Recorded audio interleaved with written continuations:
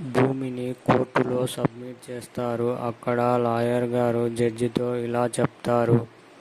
మొదటి సాక్ష్యం, భూమిని శరత్ చంద్ర గారు ఇంట్లో నుంచి బయటికి వెళ్ళగొడతారు.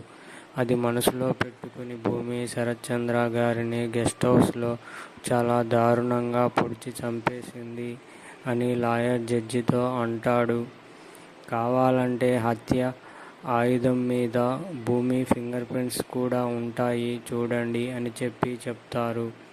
భూమి ఏడుస్తూ మా నాన్నని నేను చంపలేదు అని జడ్జితో చెప్తుంది. జడ్జి భూమితో నువ్వు చంపినట్టు సాక్ష్యాలు కూడా ఉన్నాయిగా, నీ దగ్గర ఏదైనా ఆధారాలు ఉంటే చూపించు అని చెప్తారు. అప్పుడు భూమి జడ్జితో ఆస్తి కోసం శరత్ చంద్ర గారిని చంపాలనుకున్నాను అనే కదా నా మీద కేసు పెట్టారు అని జడ్జితో అంటుంది.